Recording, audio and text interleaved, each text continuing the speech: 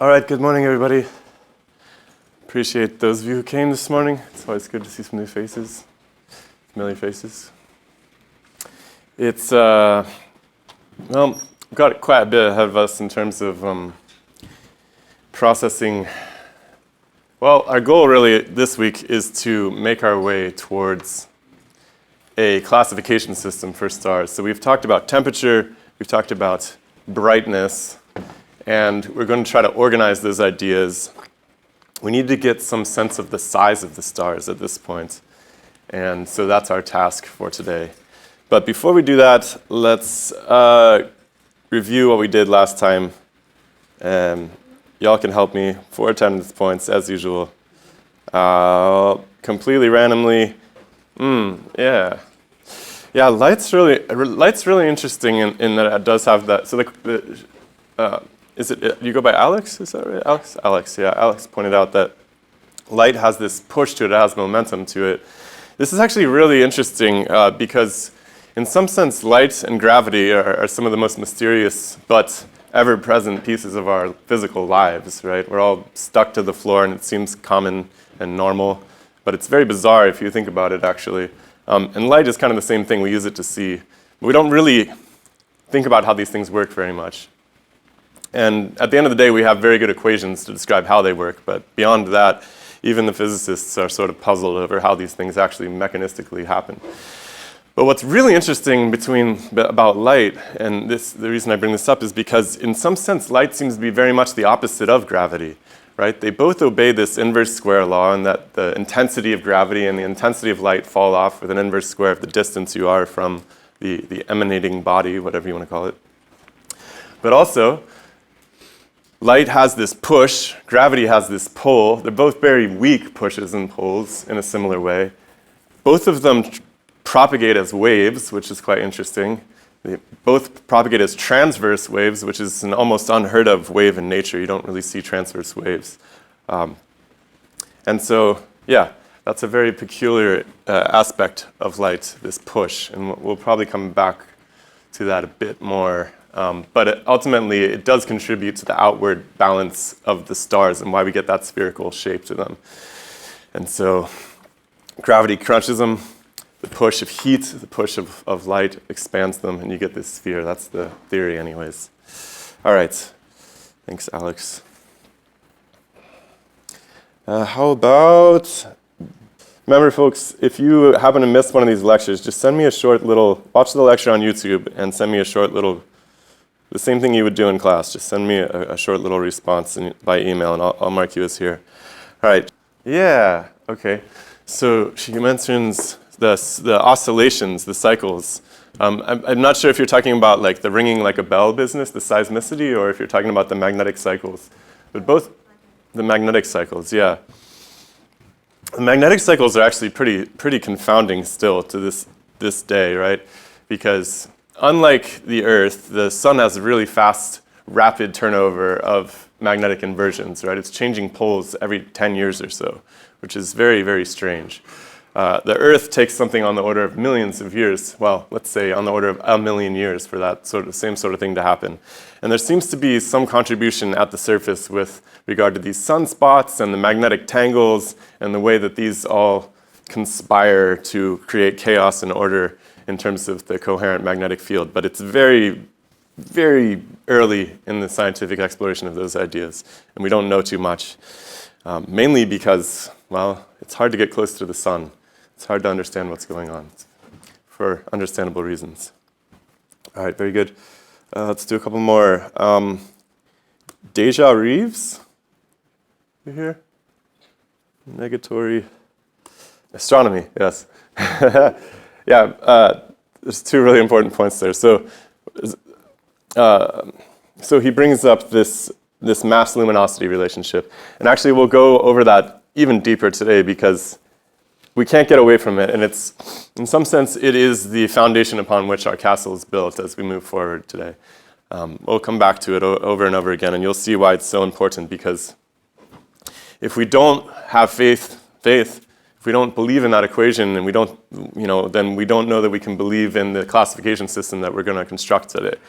I do think that the equation is valid under many circumstances. I'm not sure that it's a universally valid equation, and we'll talk about why that might be. You also bring up the difference between astronomy and astrology, which is a really interesting point. I've had students email me and be like, makeup assignment for astrology and stuff, and I'm like, no. The reason for that being just, does anybody know the difference between astronomy and astrology? Yeah. Astrology is more of a religious practice relating to the personalities and the way the stars have emotion and which star you are born under, supposedly, and the different star charts relating to yourself and your own personal beliefs and personality, whereas astronomy is the study of the actual celestial body. Perfect. Yeah, perfect.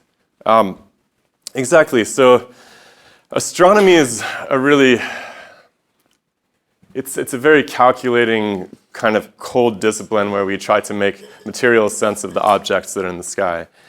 And you know, in the past, all of our ancestors treated the stars in the sky as if they were monumental entities that were influencing our lives on a daily basis, which is not completely unreasonable because they do sort of mark the time of seasons and ages and births and deaths. And astrology persists with the idea essentially that, you know, through some unforeseen means, the position of the stars at your birth affects your personality. Which seems, you know, it gets berated a lot, particularly in your, I think your textbook, at least earlier last semester, there was a section on this, correct me if I'm wrong, maybe it's this semester. But they kind of take, they take astrology and use it as a punching bag about how stupid these people are and stuff.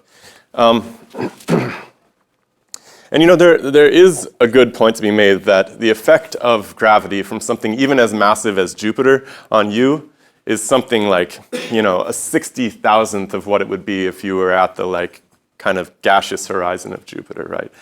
Which would be pretty intense there, but it's very weak here compared to the Earth's gravity even.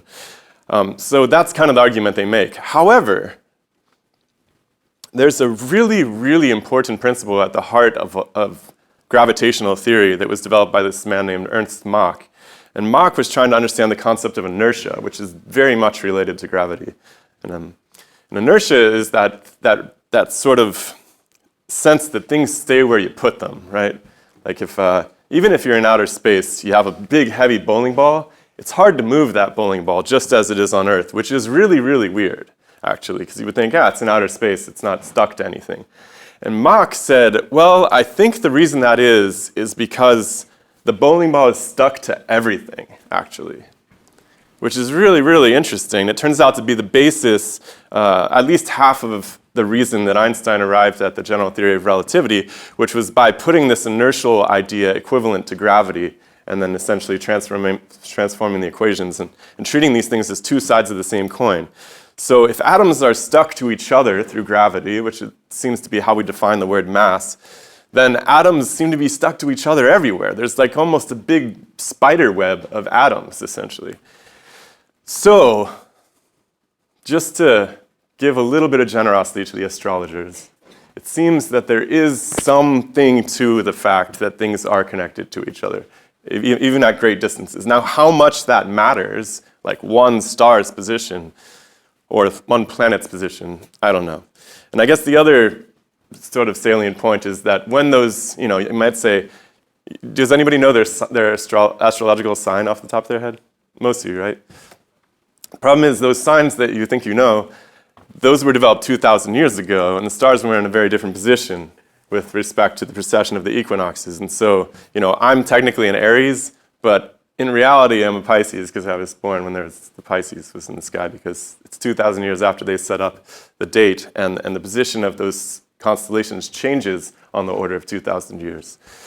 So every 26,000 years or so, you go a full circle in the constellation, the ecliptic wheel.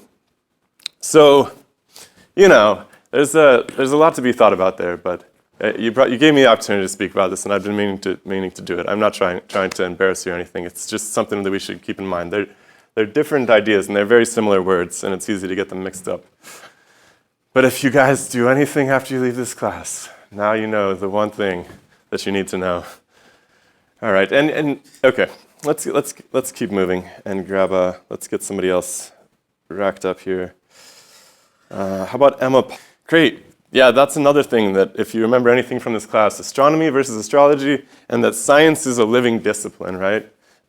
And so, I'm walking this real tightrope here, to be honest with you, because I think that science is a fantastic instrument. It's a fantastic process for understanding the world, but I'm also very, very, very afraid. That's a terrible way of putting it. I'm very, very cautious about, us becoming enamored with our own ideas to the point that we treat them as material reality, right? These are just our best ideas. We're erecting these theories, and so at every opportunity here, I'm trying to show you guys where there are some interesting little cracks in our theoretical foundations. And those things do get knocked over from time to time, and you can kind of start to see them coming when you've been working in science for long enough. You start to see like, oh man, this is starting to, there's a little tremor happening over here. I think there might be a major earthquake in the next 10 years, right? And I've seen some of these come and go recently, and in particular in planetary science, now that, it's actually only been 5 or 10 years since we've been able to see other planetary systems. It's that new. And so a lot of the ideas that people had that were treated as absolutely crazy 20 years ago, when I first started thinking about this stuff, they're now becoming material reality for scientists because they can see these things happening in other star systems. And so that's how it works. This is a project that is multi-generational. And it's been, as far as I'm concerned, this has been going on for 1 million years. People have been trying to understand nature. And so this is just our latest iteration of that process. And that's really, really, really, really important to keep in mind as we keep going through this. All right, let's do one more person. How about Oliver? Are you here? Nope. How about, it seems like there's some evidence of that from ancient, so he points out that people in ancient India may have believed that the sun, basically that we had this heliocentric configuration, that the planets orbited the sun. And I think the best evidence for that is that the ancient word for earth actually translates in Sanskrit literally to, round dirt, something like that, which is quite compelling. But yeah, it seems that's actually a little bit alarming to me too, is that there's this pattern in history where we figure things out, not maybe collectively as a species, but some pocket of people figure something out. I mean, the Greeks had this nailed down at one point, particularly with respect to measuring the size of the Earth, that it was round, that it was orbiting the star, right? And then it's forgotten about for thousands of years sometimes, which is really strange. I think, in some sense, I guess it can be chalked up to the fact that Greece wasn't, one place, right? Greece was all these different little islands, and they all had different cultures, and I'm not sure they were even necessarily very united as a people. They were all fighting with each other. And so you can imagine how these things can get, a people can get conquered on one island and things just get forgotten. Different political leaders rise up, and that's not a convenient fact for them, or whatever it is, these things can get lost. So that's a bit troubling. But there is evidence that people we keep rediscovering these truths. And I think that makes the study of history a particularly useful endeavor, no matter what the heck it is you choose to do with your life. It's like, read about the people who have been doing what you're interested in doing, because chances are they had a lot of good ideas that have been forgotten. Okay, very cool. Let's cruise on then. So, before I move on, does anybody have any issues with the assignments or with Moodle or anything? Is everything working okay? Please do let me know. Don't, if something doesn't appear, if for some reason you don't see an assignment one week, you're probably supposed to have one. So, let me know. Okay. Now, like I said at the beginning, we're working towards constructing a storyline, right? We want to tell something about the lives and deaths of, let me back up. So at some point, we decided that, hey, these things are probably not just mere deities in the sky, right? These stars. We also became aware pretty quickly that they were really far away, and it was going to be very difficult to puzzle our way through what the heck they are.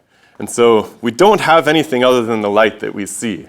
And we can derive some motions. So the technical part of the lecture last time was more about deriving the motions. And I don't totally expect you guys to remember much of that after this course is over, but at least you get some sense that, as lights are approaching you or receding, they turn bluer as they come towards you. They turn redder as they move away.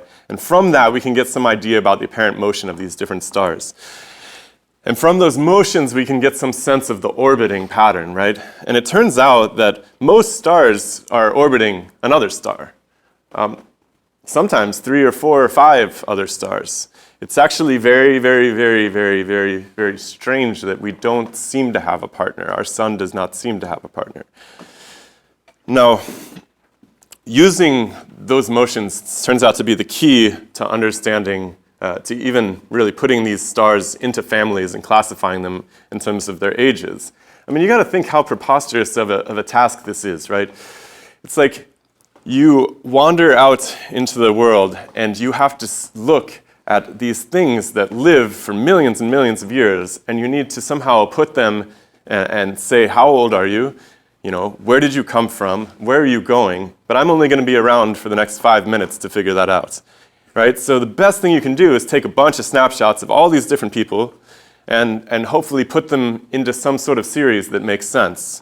So I want you to think, because I'm going to be somewhat critical towards this process, but I want you to understand how impossibly difficult that task is on its face. It's not something that's easy to do. And so this diagram, this family structure, which we're going to work towards at the end of this class, which is central to all of astrophysics, is called the HR diagram, named after the folks who came up with it. I mean, they weren't named HR, but they have long German names. It's a really monumental task to pull that together. And so that structure, that HR diagram, is a good start. And these binary stars seem to be absolutely critical to it. Now,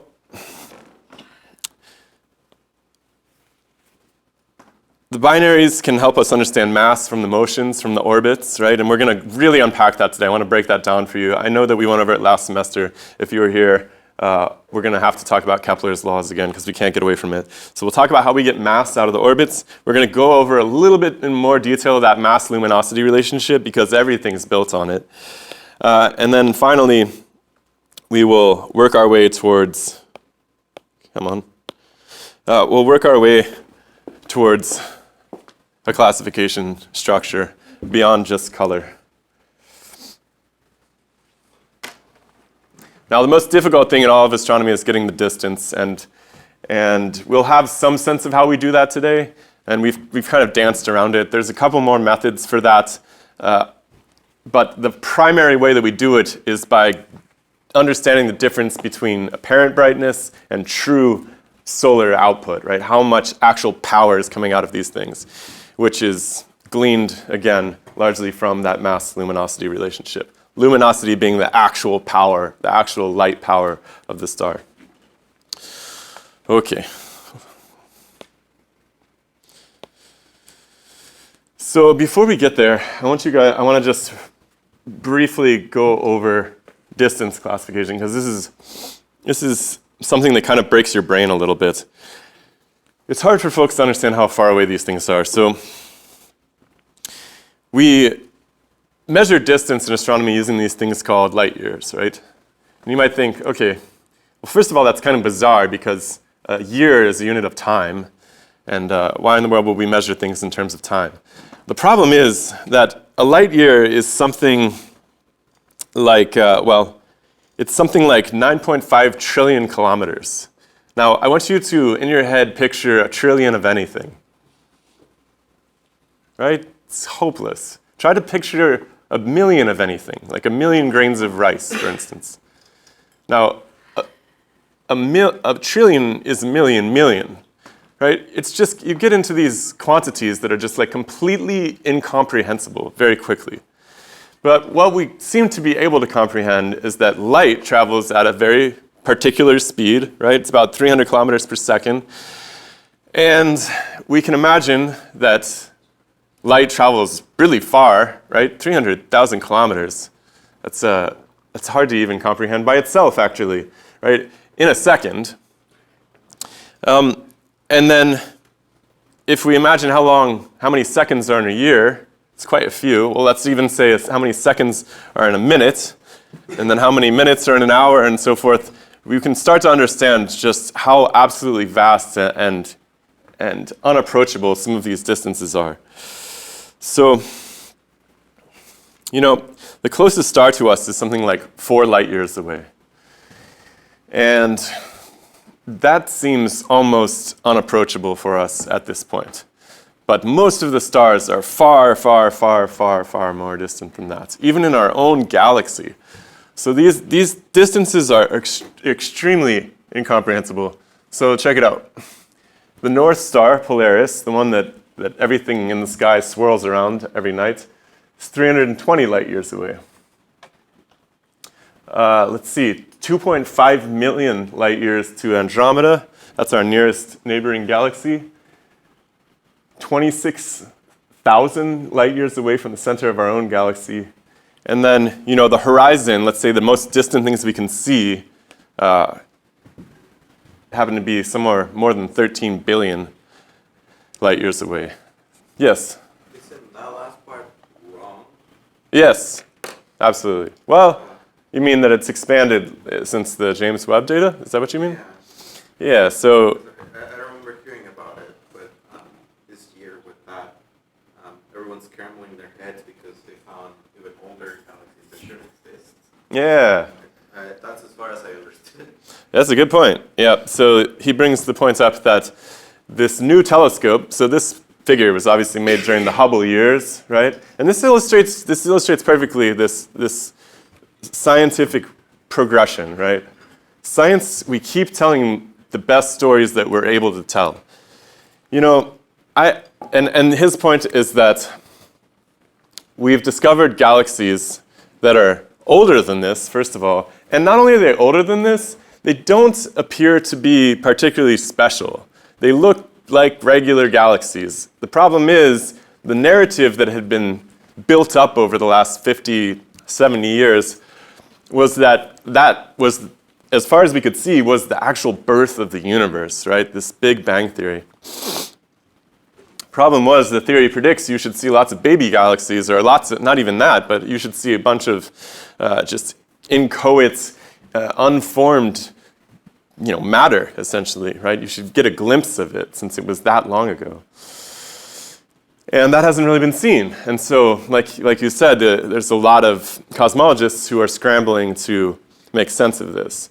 And that's to be expected. That's how it should go. And we're gonna talk a lot more about cosmology as we move into, as we start to build out this map of the universe, then we can talk about why people came up with this idea in the first place.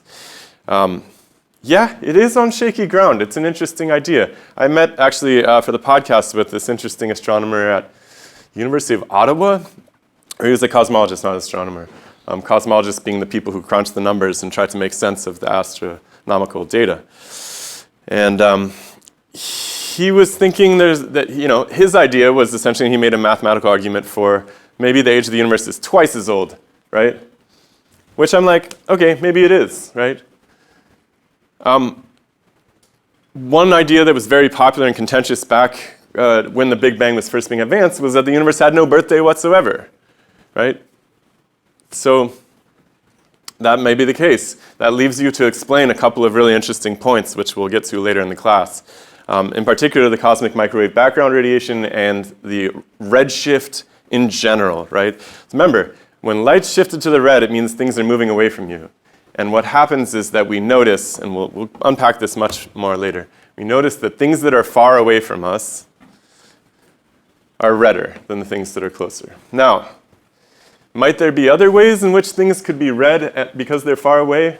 Might light, change as it travels across millions and millions of relays, right? Because it's not like the light is just traveling straight to your eyeball.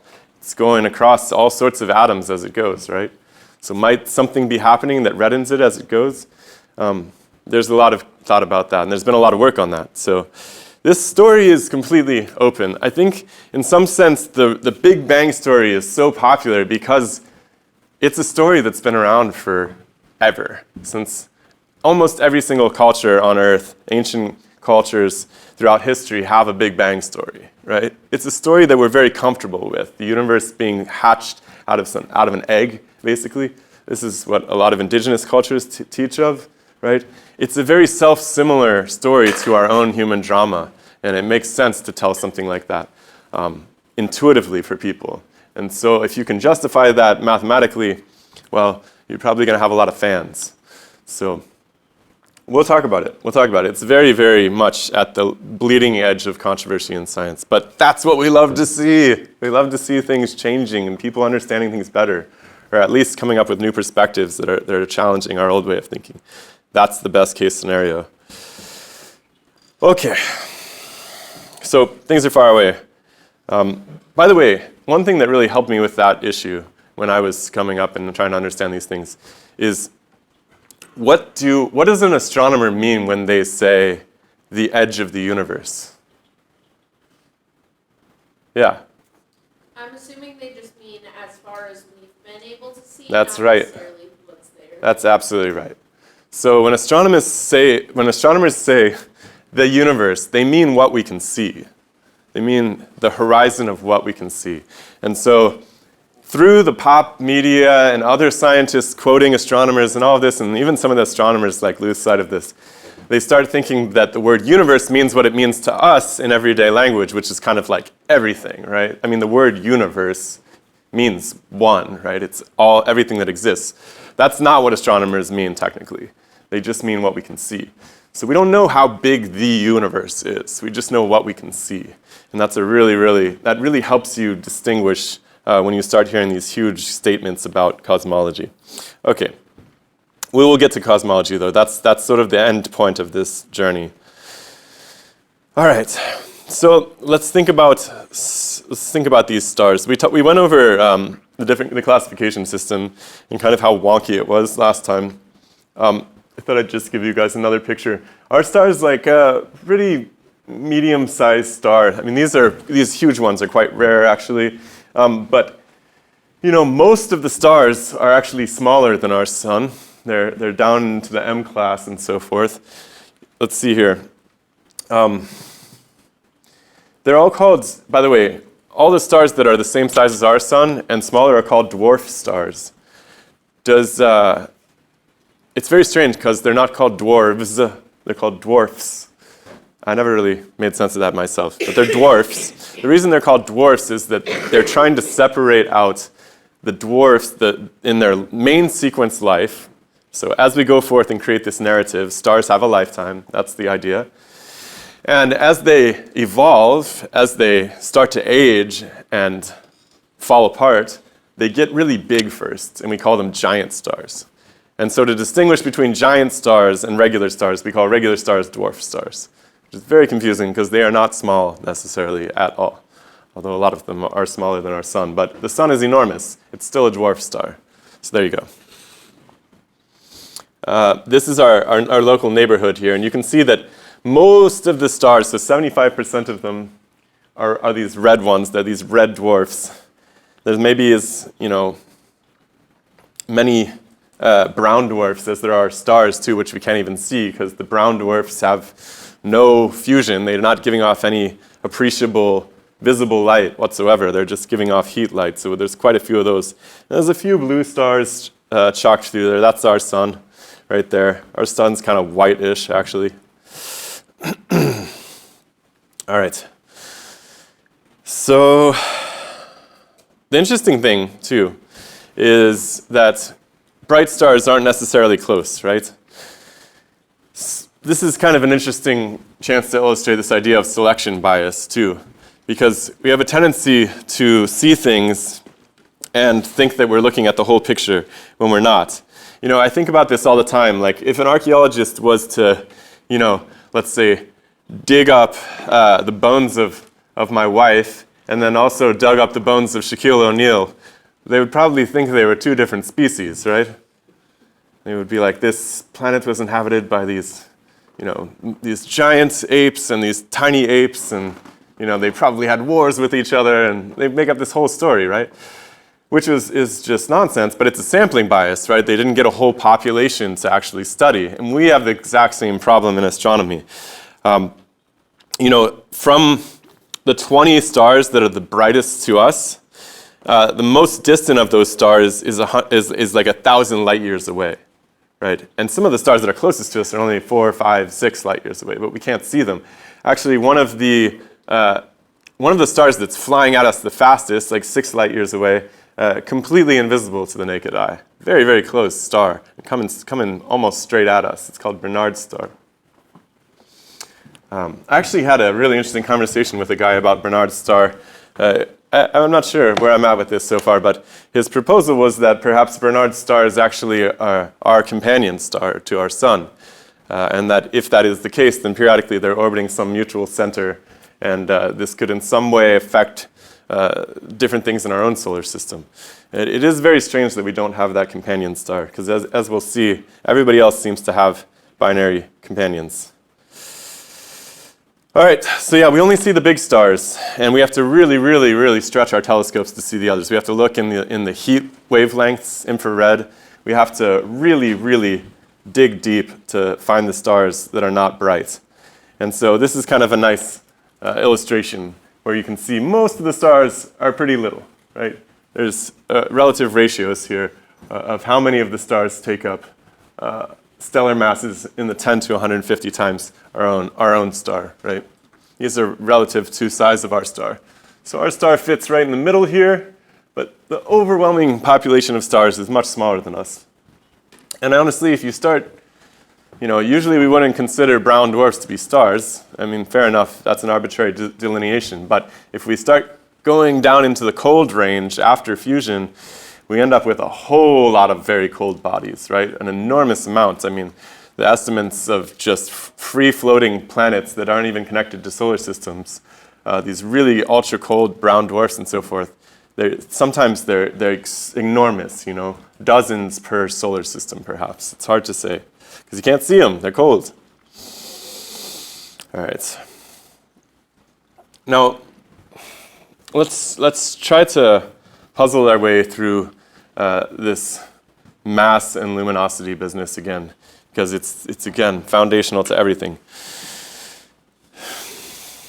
The idea is if we do know a star's mass, then we can figure out how long it's going to be around, how long it's been cooking for, and we'll ultimately be able to create that lifetime story for the thing. And that turns out to be a huge part of the project of astronomy and astrophysics. We measure the masses of these binaries by looking at how they orbit one another, like I said earlier. And the easiest way to do that is with a visible binary, something we can actually look at the light from and see it moving.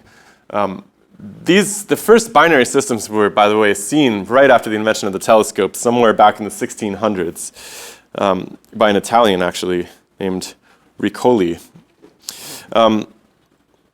At this point, the US Naval Observatory has logged something like 100,000 pairs of binary stars, which includes opticals as well as what we're going to call spectroscopic binaries. So these are ones we can only tell they're binary because there's lines that are passing each other, these particular gas lines in the atmosphere, and we can see them moving towards us and moving away from us. So they seem to be kind of oscillating.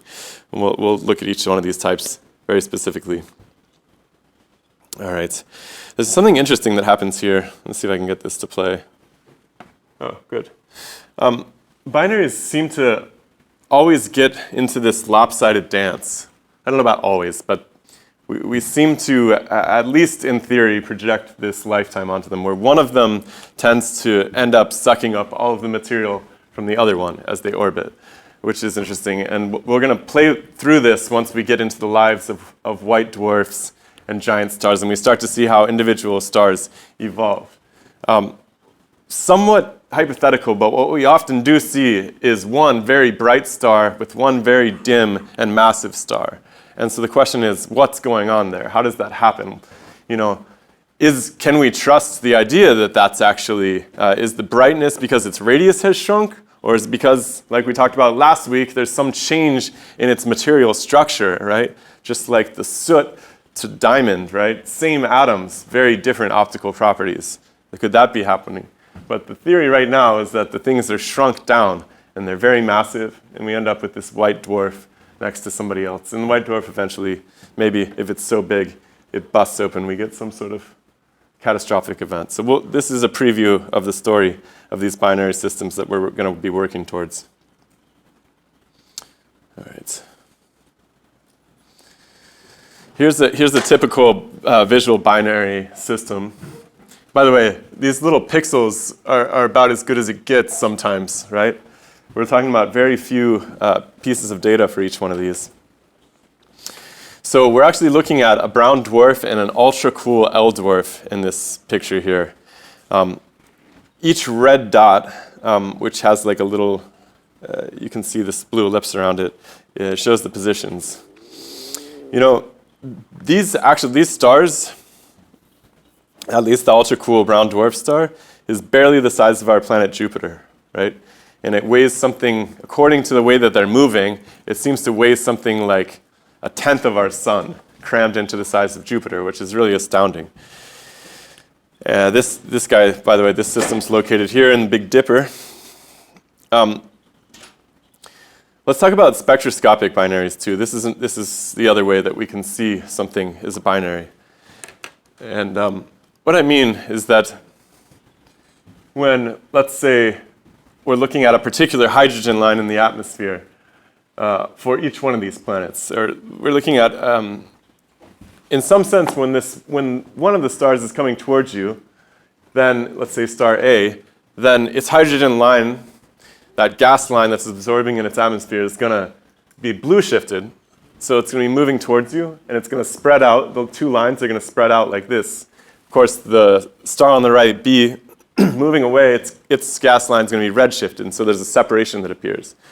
But there's a periodicity to this because as they come back together and they line up and they're no longer moving away from you or towards you, they actually overlap once again.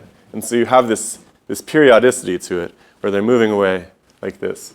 And of course you can see B and A cross over each other at some point. Now that's really interesting because it can actually give us, if we time that, we can get some sense of the speed of that orbit, which is really, really useful. But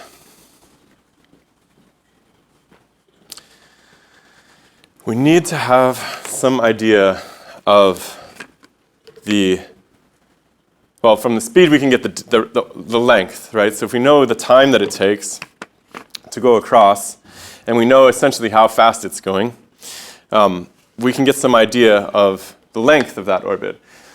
So we have to go all the way back to Kepler to make sense of the masses of these planets. This is really interesting. So Kepler was an interesting character. He came from very modest means. Actually, he was very poor, but very talented in mathematics, and he made his way tutoring these kind of wealthy children at these private schools across Europe.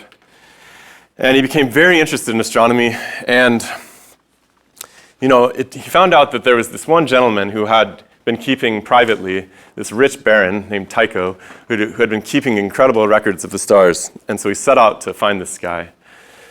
And he was really, really disappointed when he finally found Tycho, because Tycho turned out to be a complete drunken mess and didn't have any time to pay attention to him and didn't really care much about the stars. It turned out it was something that he'd gotten interested in and long forgotten. And so eventually Kepler hung around the castle long enough and ended up getting access to these star records. And what he did was he started making up maps and models of the motion of the planets in particular with respect to the stars. And one thing that people were doing at the time was they were assuming that the reason the planets traveled in these strange motions, because sometimes, if you look at Mars, it appears to be moving backwards in the sky. Each one of the planets will have these moments where it appears to be, in some sense, moving the wrong direction. And the way that they accounted for this previously was they assumed that all the planets were orbiting the Earth, and the sun was orbiting the Earth, and all of the planets were orbiting their own little orbits as they went around. So there was moments when in its own orbit, it would be moving backwards. They call these epicycles. Well, Kepler had a little bit of a different idea. He was following from this Copernican idea that perhaps the sun was actually at the center and the planets went around the sun, but it didn't work out with circles, right? Copernicus could never really make those orbits make sense. If you trace them out as circular orbits, you don't get the right numbers. You can't make the proper predictions. And Kepler had this sort of ingenious idea that perhaps instead of circular orbits, this data seems to fit if we make them ovals, ellipses instead. Particularly if we don't put the sun at the dead center of the ellipse, but slightly off to the side. And so Kepler was able to make this incredible relationship using ellipses, which I think is better, more easily visualized in this next picture. The reason I showed this equation is because I think you need it for at least one of your quiz questions, but we'll come back to it. Oops. What he essentially discovered is that as the planets go around, or any body, let's say, goes around another body that's larger than it, it's going to take equal time to sweep out the areas from any one of these wedges, right? Any length of time, any length of orbit is going to require the same amount of time, right? So when this body, like say the Earth, comes very close to the sun, it's going to move much faster because it's getting pulled, actually, is what it comes down to. Now, he didn't realize that it was getting pulled on by the sun. He didn't realize that, but he was able to deduce this relationship. So what happened was he was able to understand that the period of the orbit could be described in terms of some proportionality. By the way, that little fish sign means proportional. And all that means is that, if the period goes up for the planet, then the width of the orbit also goes up. And they go up with respect to a square versus a cube, okay? The only reason you don't have an equal sign there is because there's some sort of factor that scales it for each system. And he didn't know what that was. What is it that alters these dynamics, right? Because some bodies appear to be slightly larger in their orbits than others and so forth, and he didn't know what that was. So it was actually Newton who came along in the subsequent years and said, I think what it is something akin to the amount of material that's in each one of those bodies. And he used the word mass to describe essentially that, how much pull or how many atoms with pull are part of that system. And so the scaling thing, so that we can actually put the equal sign in here, comes down to mass. The sum of the masses actually is what scales how much that orbital distance is, a in this case, versus the period, how long it takes to go around the orbit. So, if we have the period, how long it takes, which we can get from that binary method that I just showed you, the spectroscopic binary method, and we have the distance, the width of it, now that's a little bit interesting to deconvolve. We'll get to that in a second. Then we can hopefully figure out the mass of the two bodies together. So again, sometimes you see A, sometimes you see D. D is the same thing. That's half the width of that ellipse. It's the semi-major axis. Okay, so how do we figure that out, though? How do we figure out the length of that axis, how wide the orbit is? We have the period. How do we figure out the width of it? Well, one way to do it is just to look at the radial velocity. So how fast are these things moving towards us? Now, we know that we can calculate the speed that something's moving through its Doppler shift. And we know that we can measure how many days it takes for it to go through that eclipsing pattern as it goes through, right?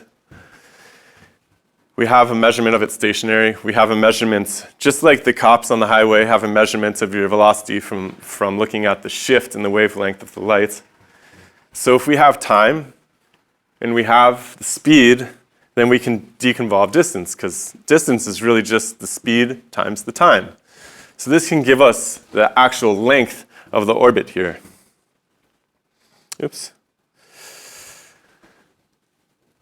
Now, let's just review this. So we measure the speeds of the stars using that Doppler effect.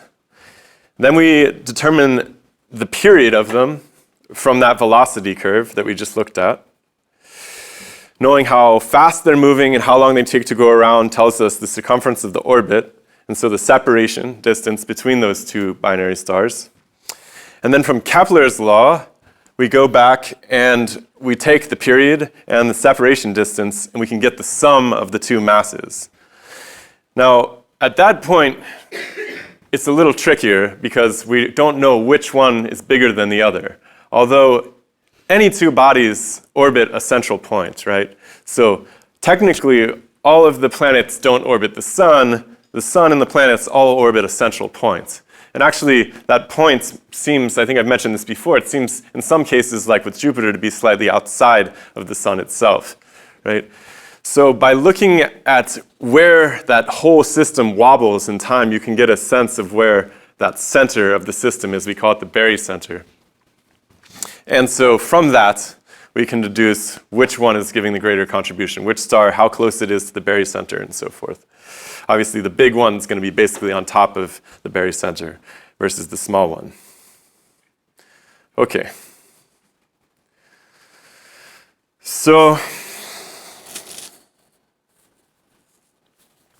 I'm going to move past this. So now let's talk about this luminosity business, because this is this is the biggest and most important chunk of the whole story. So we have some idea from these binary pairs about mass. I think that's fairly compelling, in that we understand, at least we can very, very solidly justify that we've studied our own solar system to the ends of the Earth, and actually this concept of mass being, related to gravity seems to hold out quite nicely for all the experiments we might do here in the laboratory as well, right? I mean, I can literally figure out how much each of the atoms weighs in this, bottle of water, and it seems to hold still that it will actually result in the proper amount of pull. Actually, Galileo did some incredible experiments with this, and if you take the intro physics lab here, you'll get to repeat some of them.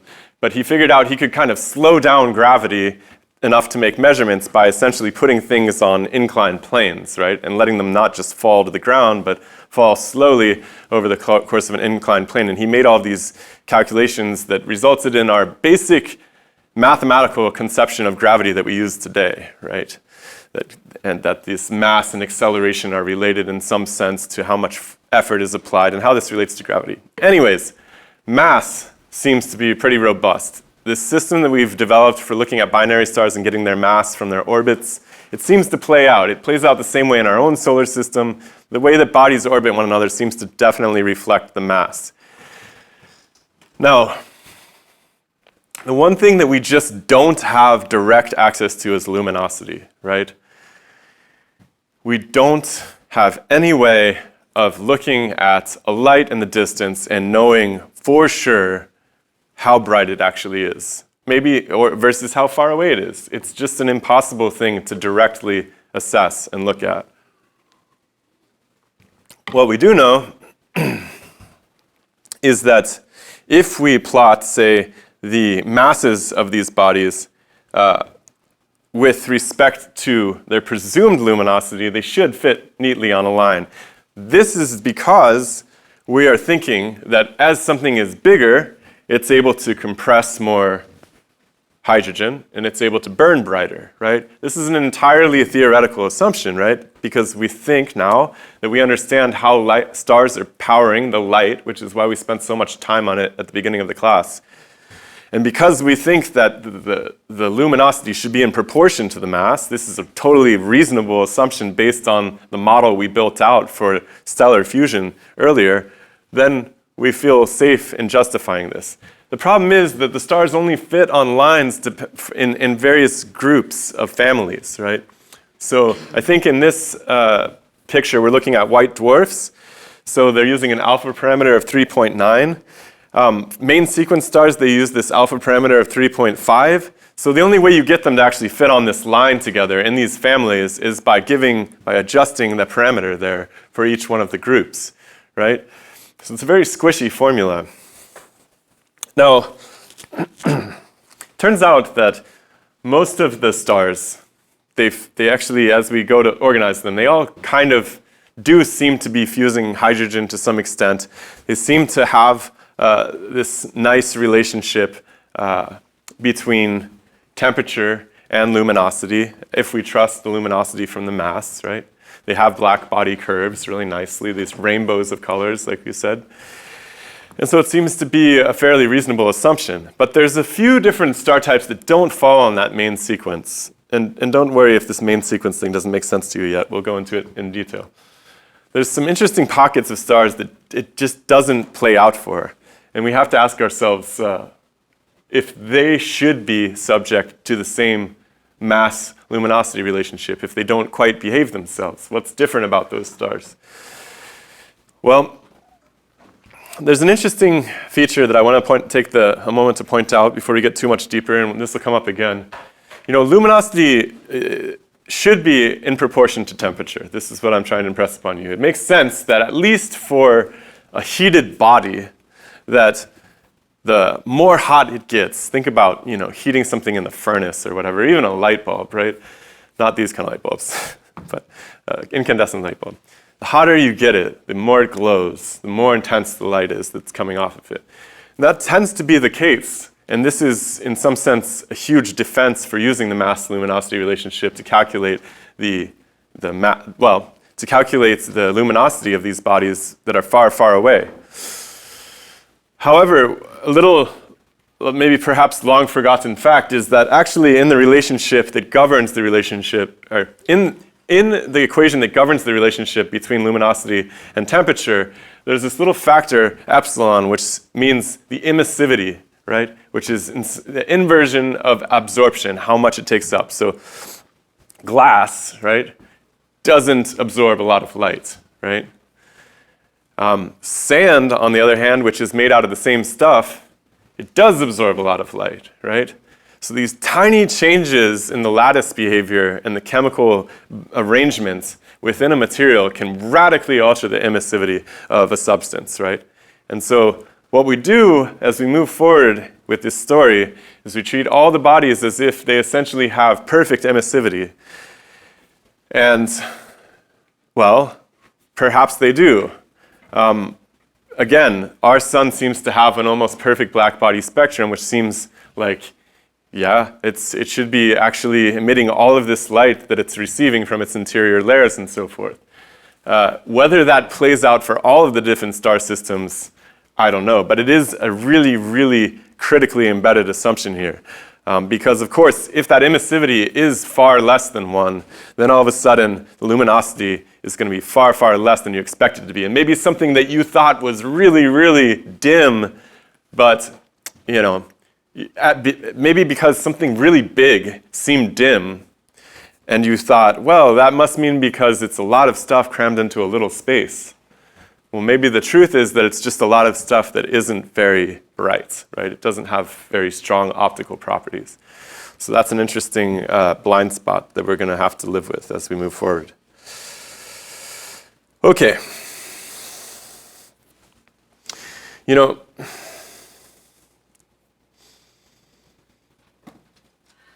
okay. So that is essentially how we are able to calculate the masses, separation distances, and all of this involves looking at binary systems, essentially, which isn't a problem because it turns out most of the stars are in binary pairs. There's a couple of other methods we're going to use to gauge distances, and these are particularly useful when we're looking beyond our own galaxy, because it's very difficult to resolve individual stars in another galaxy. So there's a couple of other methods we can do to get the size of these bodies themselves. So how do we actually figure out the the radius of one of these binaries. That turns out to be pretty easy. The radius can be observed because as one of them goes behind the other, it takes a characteristic amount of time. And of course, we can use time to figure out the distance, right? You can also take a look at how long a star takes to go behind the moon. We know how fast the moon is moving at any given time, and so we can calculate exactly how much of the face of that star has been obscured in that time. This is kind of an older method, and I'm not sure that many people are actually still really using that today. Okay, let's just review all of these things really quick, because we basically have all of the ingredients we need to make this classification system at this point. So we got surface temperature from color. Fair enough. Assuming black bodies spectrum apply to all of these, we have the color, we can get the surface temperature. We can get the chemical composition from their atmospheres, from those gas lines in the atmosphere. It tells us, just like when you put a chemical in a Bunsen burner and it makes a color, it's the same thing happening in these atmospheres. We get the luminosity from the apparent brightness as we compensate for distance. And we haven't really talked too much about that, but I don't like the way they put that there. The truth of the matter is that we get the luminosity from the masses, and we get the masses from these different binary methods. Radial velocity, we talked about rotation we can get by the smearing of those gas lines. Mass is absolutely central to all of this because mass is probably the most reliable measurement we have in all of astronomy. And diameter, we just briefly talked about diameter. You know, mass is super reliable, but I'm not sure that it is a perfect gold standard either, because we'll talk more about this as we work towards galaxies, but you know, if mass is the only thing that's attracting bodies to one another, then the overall rotation of the galaxy makes no sense. And this is actually another huge crisis in astrophysics and cosmology right now. It's called the galactic rotation problem, right? The galaxy doesn't appear to be rotating like a solar system. So in a solar system, the things that are close to the sun are going to go the fastest, right? Things that are farthest away go the slowest. Sometimes they take decades, those far-off planets, right? The galaxy doesn't really do that. It kind of rotates a little bit more as if it was a disk, a real homogeneous disk, and nobody can seem to figure out why that is.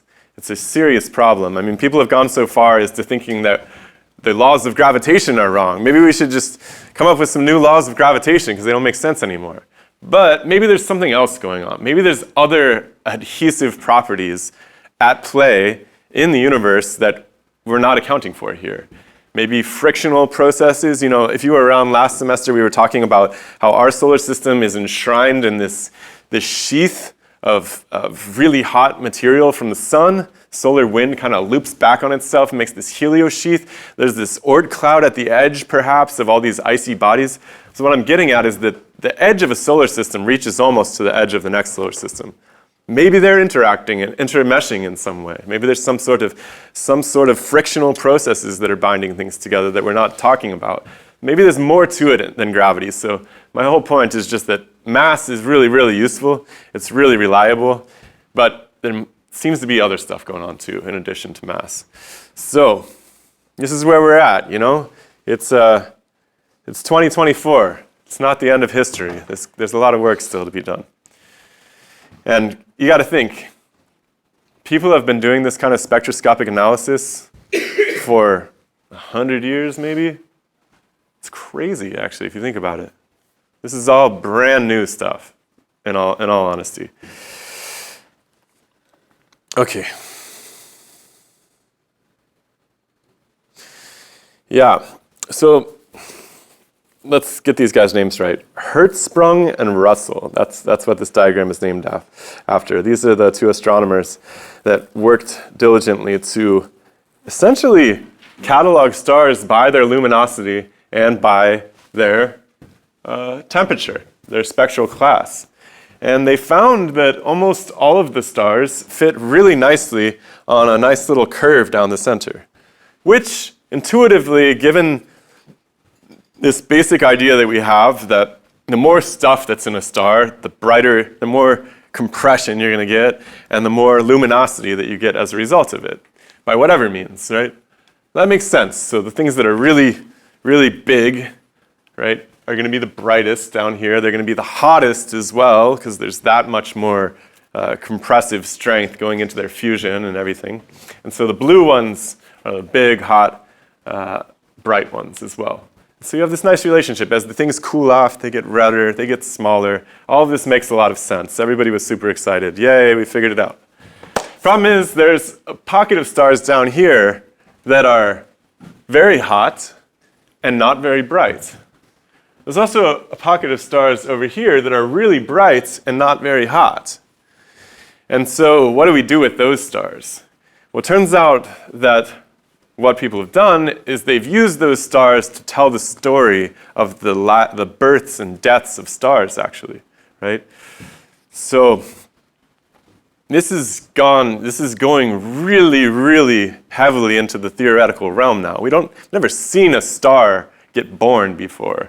We've seen maybe a handful of nova in human history, which is presumably how some stars die as they explode, right? Not all stars, but some stars die. But I think we've recorded maybe 10 of them across human history, right? And there's gazillions of stars even in our own galaxy. So it's very difficult to construct a direct observational story for the life and death of a star. And so what we do is we've used these relationships in order to tell that story. And this is, in some sense, the map, right? If you've ever read a fantasy novel or something, sometimes you open it up, and the first page there's like a map of the mythical world or something, right? This is our map, essentially. We have these things, we've given names to these pockets of stars too, by the way. So the very bright, the very hot but dim stars, we call them white dwarfs. Very, very mythological sounding or fantasy characters. And then the ones that are that are bright but not hot are called red giants. We also have some supergiants that are outliers with respect to that. And then everybody else is just on the main sequence. So, to give you a sort of preview for this, the idea, is that these white dwarfs, well, what in the world could lead something to be compact, let's say, not bright, and to also be really hot? How can something be hot but not bright? Well, that doesn't really fit into our story of how stars work, does it, right? Because we told this story where the more stuff that's there, the more bright it's going to be, right? But if these things are hot but not very bright, what's going on? And so the story that people have settled on is that, oh, by the way, these things are quite massive too, right? They appear to have plenty of mass. So when you find a white dwarf in a binary system, it still seems to carry a good deal of heft with it, right? It seems to be equivalent to a star that is, much brighter, let's say, and say even the same similar temperature, right? It's very, very confusing. Well, one option, and the one that people have settled on, is that, of course, these things are just really, really dense. They're really, really compact. We're talking about like a sun's worth of material crammed into something the size of the Earth, right? So really, really, really compact. And that's a reasonable possibility. Again, I would submit to you that the other possibility is that these stars perhaps have a very different material arrangement on the surface of themselves. Now, the reason I think nobody's thinking about that too much, well, some people are certainly. The reason that's not a popular idea is because people don't think about stars as having material structures to them at all, right? Which is why I spent so much time talking about this black body story with you guys, because you don't get black body radiation without having a structure, a lattice structure. There's no material on Earth in a laboratory that anyone has ever been able to get a rainbow of color out of by heating it up that does not have a lattice structure to it. Gases don't do it. They give you lines 100% of the time. So it's my personal, conviction that there is some sort of material structure to stars and that it matters a lot, actually. And we're not, your textbook doesn't deal with this, which is a bit unfortunate. That's because I think that it's one of those revolutions that's coming very soon. I expect to see this whole discipline flipped on its heels very soon. So that's one possibility. So you have two possibilities there as far as I can tell. Either these things are ultra compact, super dense balls that are really hot, or they are dim because their lattice structure is different. Just like soot to diamond, same atoms, different arrangement, completely different optical properties. That seems like a perfectly reasonable possibility to me. And that's all we have here in astronomy. We got light, and we got to make up stories about what the heck it means. And so those are the only two possibilities I can see. There might be, in fact, I'm sure 1,000 years from now someone will even have a better idea. But that's where we're at today. Okay. So we have this beautiful map. We have to tell stories about it. Now, the story that's generally told is that stars can essentially undergo this. They all sort of go through a very similar fate, where there's a few different endings to their lives. But in some sense, what happens is stars live, quote unquote, they spend most of their time on this main sequence. They're fusing hydrogen. They're glowing in a very predictable way. Most of the stars are doing this at any given time. What happens is that as they age, they start to use up their fuel. This is the story we tell ourselves anyways. They use up their fuel. As they use up the fuel, they start to lose cohesion. And we'll go into the details of this, don't worry. We'll have plenty of time to talk about each one of these types of stars. So that they become, they sort of swell a bit, right? They start to swell because they don't have the same, they've lost a lot of material, they're growing, the chemical reactions change in their hearts, they expand, and we call them giant stars at that point, red giants. And then at some point they cook off, they go into one other different kind of nuclear reaction, and at some point they use up all of that substrate too. And at that point, they give off the outer layer. They kind of, poof, lose it, right? And what's left over is something which is often ultra compact, right? This is the theory. And that can, in some sense, account for some of these dwarfs, these white dwarfs that we see. A lot of stuff crammed into a little space. Oftentimes, a planet will be in a binary system and one partner is thought to maybe suck up all the material from the other. And it gets too much material too fast. And it collapses down and becomes one of these white dwarf kernel things too. So that's the sort of basic overview of what happens to all of these stars in their lifetimes. But, you know, it's really interesting to sit here and tell this story, because you have to remember this is just a story. This is the best we can come up with today. It's not, well, it's not even something that everyone agrees with entirely. But it is a map of the landscape. It certainly tells us some information about where these things, well, how they might relate to one another. It's interesting that we do see some stars. If you look at this little bleb popping off, the giants popping off the main sequence, there seems to be transient population, right? So linking the main sequence to the giant stars makes a lot of sense to me, at least, because it looks like there's stars that are kind of on their way to becoming a giant star. You see the missing link, right? You see somebody who's in between, right? With the white dwarfs, it's harder to see that relationship, which makes it a little more questionable for me. You don't see things that are like on their way to becoming white dwarfs, right? There's just this strange population of dwarfs out there. So what's going on with that? It's very, very strange. And then, last thing that I really want to leave you with today, well, a couple of things, I guess, but is this idea that if we extend the HR diagram, and my friend Jeff just made this for kicks as a thought experiment. If you extend that thing all the way off, you actually can add on all of the planets and everything else. They'll actually fit on the HR diagram in terms of their temperature and brightness. You're just going to be talking about brightness in the infrared, not in optical spectrums, because planets often don't give off much light. Some of them do, though. But you can actually fit all of the bodies onto this diagram. There is some very strict, the main sequence seems to be really, really reliable for anything that has black body radiation. Anything that you can get information about its material properties from its color, from its heat color, right? Which only applies to solid objects and liquids too, to some extent. So in that story of what happens to all these stars, it's quite interesting because I mentioned to you that we only see a few stars that go bang at the end of the day. And it's kind of interesting because your textbook and most people, when they think about the end of a star's lifetime, they think about it going bang, right? But that turns out to be like surprisingly rare, actually. Like we don't see a lot of those, as I was mentioning.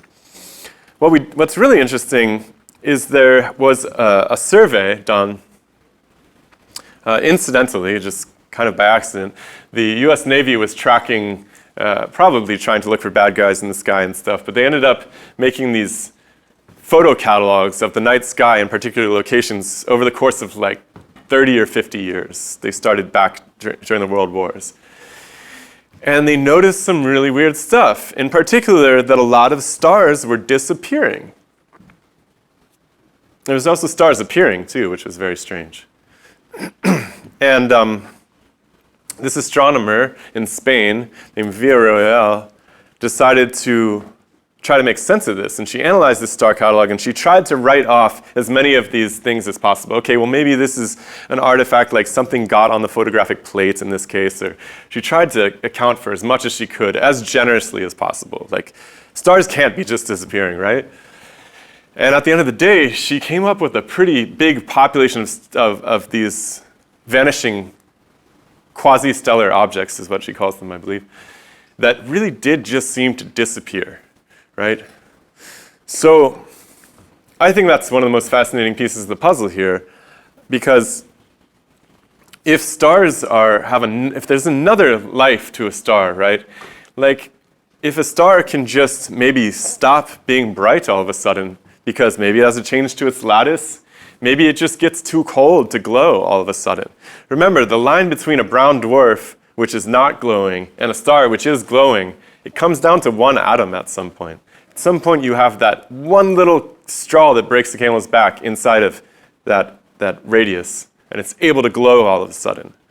So, is it possible that stars can sometimes spend different parts of their lives glowing and different parts of their lives not glowing? It's a really tantalizing possibility. So, if you're interested in that one, I have done a whole podcast with this lady, and she's really fascinating. She's really scared because she's an academic, a research astronomer, and people give her a really hard time about this. But the data is peer-reviewed and published, and it's a very, very interesting story.